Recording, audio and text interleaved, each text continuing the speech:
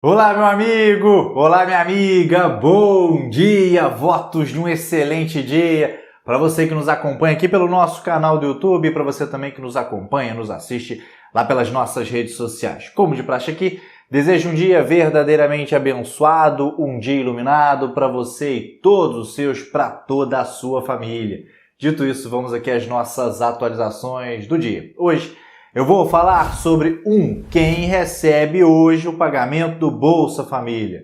2, vamos falar sobre uma nova regra da Receita Federal, olha só, que fará com que algumas pessoas que receberam auxílio emergencial no ano passado sejam obrigadas a devolver o benefício, além de declarar o imposto de renda. Eu vou explicar aqui quem estará dentro desta regra. 3, também vou atualizar você que nos acompanha sobre como anda a aprovação da PEC emergencial que permitirá o pagamento do auxílio emergencial em 2021, neste ano, portanto. Vamos lá, então vamos, mas antes aproveito para te convidar a se inscrever aqui no nosso canal, caso você ainda não tenha feito, a deixar o seu like neste vídeo e a compartilhar estas informações. Vamos então começar falando a respeito do Bolsa Família. Hoje continuam os pagamentos de fevereiro em relação ao Bolsa Família, de acordo com o número do NIS de cada beneficiário. Quem recebe hoje são as pessoas com o NIS terminado em 9. Dito isso, vamos falar agora de auxílio emergencial. Ontem, a Receita Federal informou as regras para a declaração do Imposto de Renda 2021 e disse que quem recebeu em 2020 auxílio emergencial mais rendimentos tributáveis acima de R$ 22.847,76 terá que devolver o auxílio emergencial além de declarar o imposto de renda. Vamos ouvir aí o anúncio da Receita Federal, olha só. Uma das principais novidades desse ano, como eu já tinha falado, é que a Lei 13.982, ela trouxe uma nova obrigação, né? Ela incluiu no grupo de pessoas que estão obrigadas a declarar contribuintes que receberam auxílio emergencial e rendimentos superiores a R$ 22.847,76. Além disso, a mesma lei, no artigo 2º, define que quem recebeu o auxílio emergencial e ultrapassou esses limites, além de declarar, ele está obrigado a devolver o valor do auxílio emergencial. Percebe-se que o legislador ele destinou o auxílio emergencial para uma camada mais carente, fixando um limite ali de, olha, até determinado valor você pode ter o auxílio emergencial. Acima de R$ 22.847,76 você deve devolver o auxílio emergencial. Então, todos os beneficiários da ajuda do governo que, além do auxílio, receberam rendas tributáveis de outras fontes, totalizando o valor de R$ 22.847,76, precisarão devolver o auxílio emergencial. Isso dá quase aí R$ 2.120 por mês de valor bruto.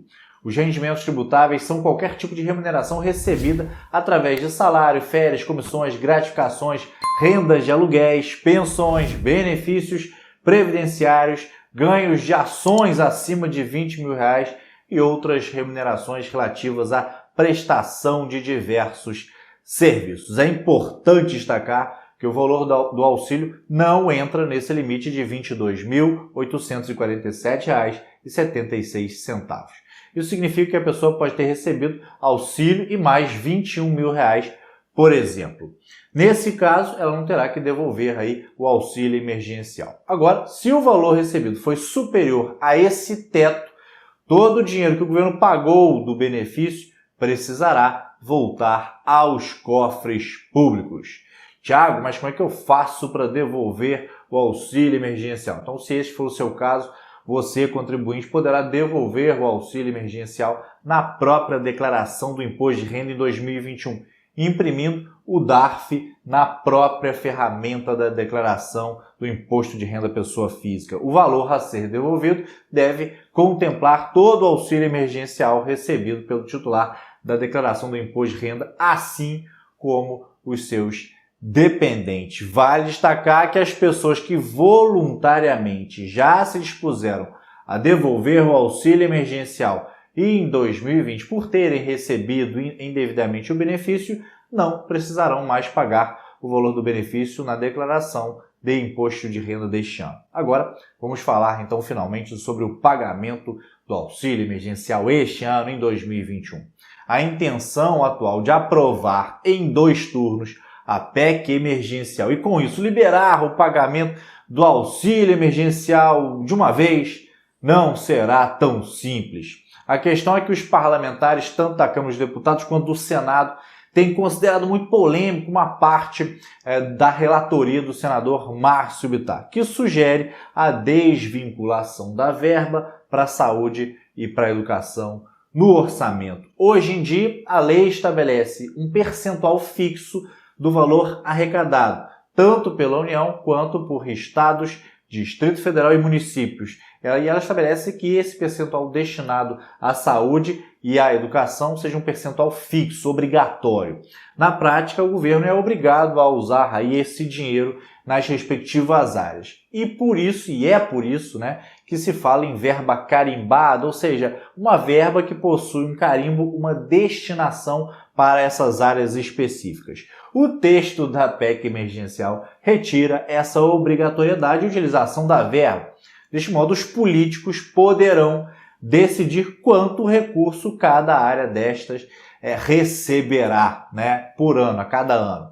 Como não existe consenso em relação a esse aspecto da vinculação do orçamento, a aprovação da PEC fica prejudicada e, consequentemente, fica prejudicado o auxílio emergencial em 2021. Ontem, o senador Rodrigo Pacheco, presidente do Senado, chegou a considerar a possibilidade de adiar a votação que está marcada para hoje, para evitar ali uma derrota da PEC.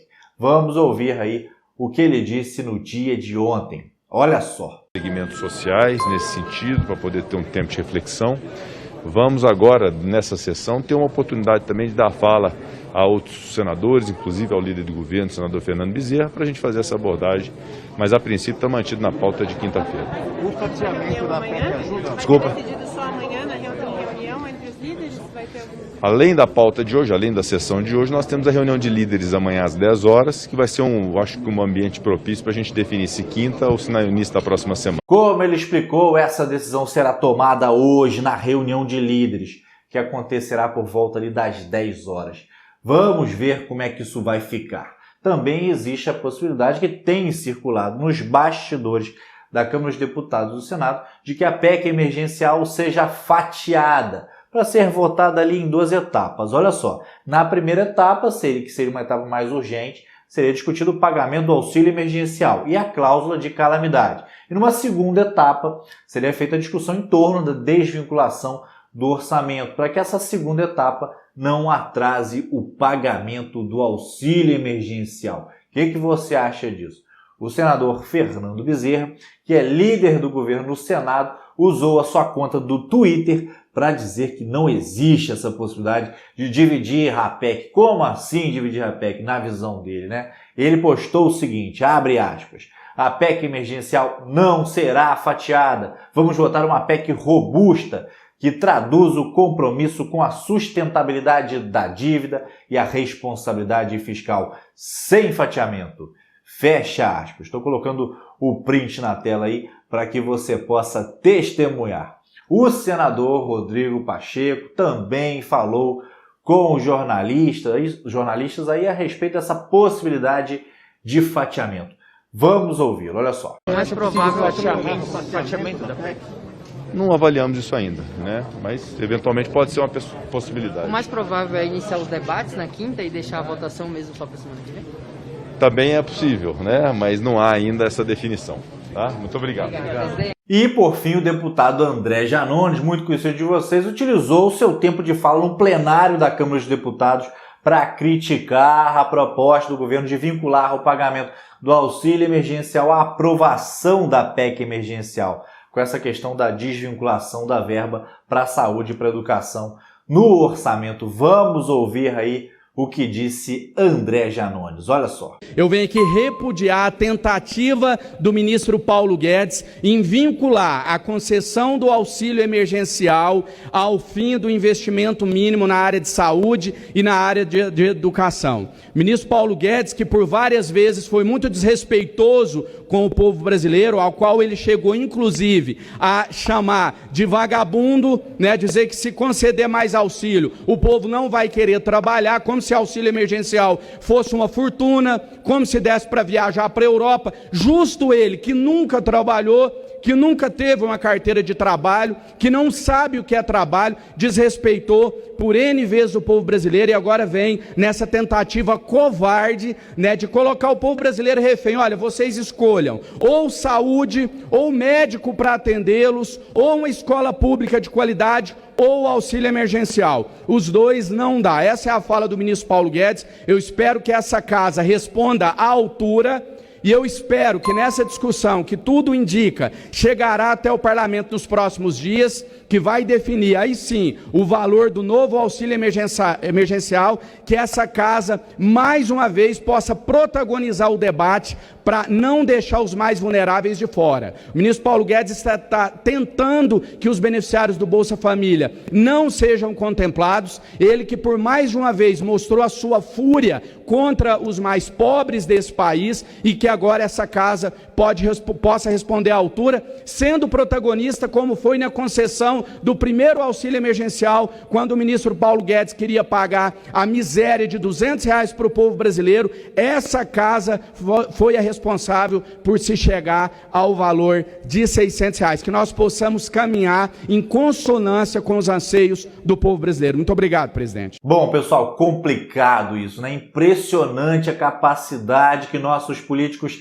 têm de dificultar as coisas, infelizmente. Então, era isso que eu tinha para dividir aqui com você nesta manhã, na manhã de hoje. Vamos seguir de olho e ver como é que isso tudo vai se desenrolar hoje ao longo aí do dia. Não se esqueça de deixar o seu like neste vídeo e se inscrever aqui no nosso canal, caso você ainda não o tenha feito. Para o vídeo de hoje era isso. Desejo um lindo e mais uma vez abençoado dia. E lembre-se sempre, tudo vai ficar bem. Sabe por que tudo vai ficar bem? Porque Deus está no comando sempre.